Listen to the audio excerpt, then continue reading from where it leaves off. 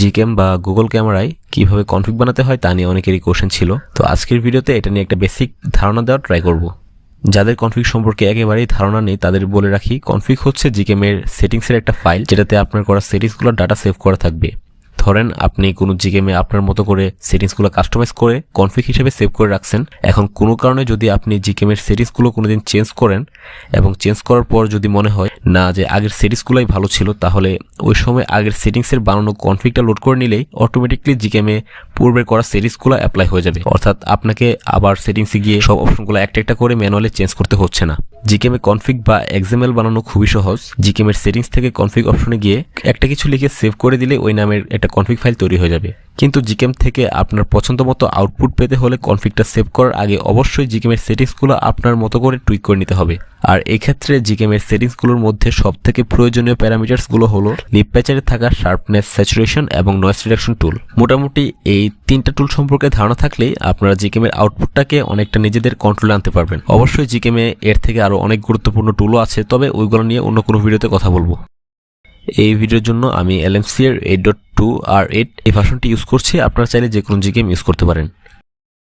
প্রথমে কনফিগ বানানোর আগে GCam এর অ্যাপ ইনফো থেকে ওইটার অ্যাপ ডাটা ক্লিন করে নিন। তারপর GCamটা ওপেন করে সেটিংসে চলে যান।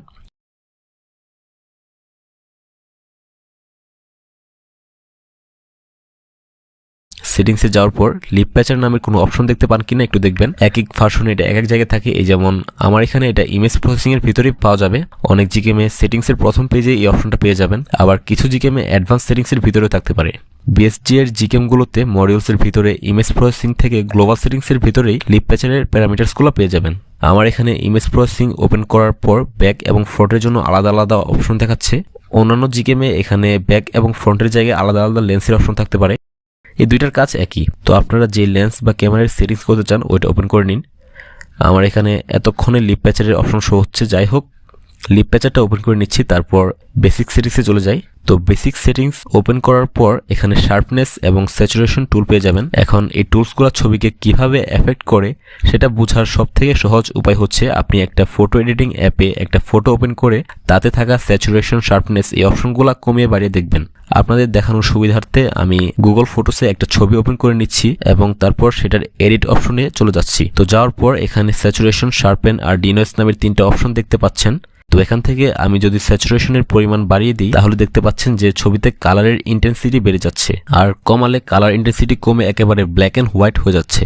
GCam এর লিপ প্যাচারে থাকা তিনটা স্যাচুরেশন টুলের মধ্যে প্রথম টুলটার কাজও সেম, তবে বাকি দুইটাতে কোনো চেঞ্জ করার দরকার নেই। এখন স্যাচুরেশন বাড়ানো বা কমানোর আগে ঠিক করে নিন যে আপনি কোন ধরনের ছবি চান। যদি কালারফুল স্যাচুরেটেড ছবি পছন্দ করেন তাহলে 1.5 এর উপরে রাখা ভালো, আর যদি আপনি ন্যাচারাল লুকিং কালার চান তাহলে অবশ্যই এটা ডিফল্ট থেকে 1.5 এর ভিতরে রাখবেন। অবশ্যই এই প্যারামিটার গুলা আপনার টেস্ট করলেই বুঝতে পারবেন যে কত রাখতে হবে। তো স্যাচুরেশনের পর শার্পেন নামের আরেকটা অপশন দেখতে পাচ্ছেন। এটার কাজ আর GCam এর শার্পনেস টুলের কাজ সেম। যদি এখান থেকে আমি শার্পনেস বাড়াই তাহলে দেখবেন যে আর্টিফিশিয়ালি ছবিটার ডিটেল বেড়ে যাচ্ছে, তবে তার মানে এই না যে আপনি সবসময় শার্পনেস একেবারে ম্যাক্স করে রাখবেন। এক্ষেত্রে দুইটা সমস্যা হবে।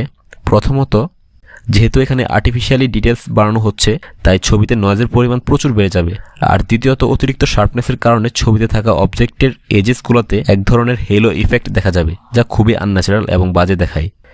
তবে এবার যদি শার্পনেস অনেক পরিমাণে কমিয়ে ফেলেন তাহলে দেখতে পাবেন যে ছবিটা একেবারে ওয়েল পেন্টিং এর মতো হয়ে যাচ্ছে, অর্থাৎ ছবিতে কোনো ধরনের ডিটেলস থাকবে না। এই জন্য আমি সাধারণত এটা ডিফল্ট থেকে 1.5 এর ভিতরে রাখার পরামর্শ দেব। তারপরও আপনারা টেস্ট করে আপনাদের মতো করে সেট করে নিলে ভালো হয়।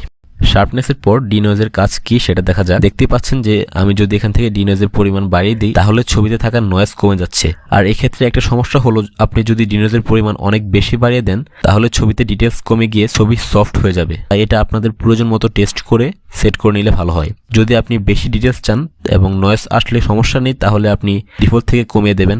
আর যারা নয়েজ ফ্রি ক্লিন ফটো চান তারা ডিফল্ট থেকে বাড়িয়ে রাখবেন। তবে আবারও বলছি, এগুলা একটু এক্সপেরিমেন্ট করে দেখবেন।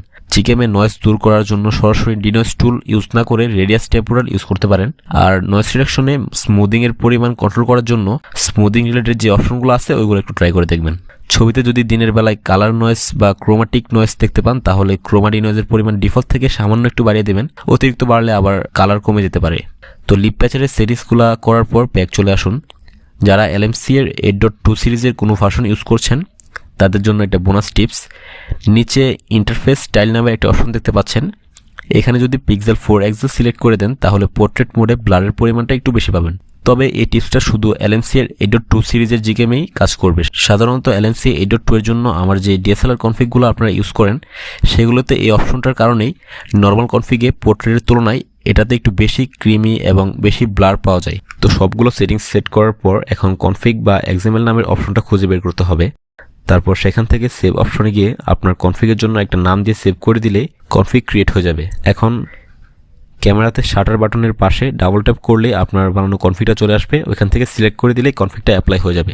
আশা করি আমি বুঝাতে পেরেছি যে জিকেমে কীভাবে কনফিগ বানাতে হয়। সামনে আরও বিস্তারিত ভিডিও দেওয়ার চেষ্টা করব। এই ভিডিও নিয়ে আপনাদের মতামত নিচে অবশ্যই জানাবেন।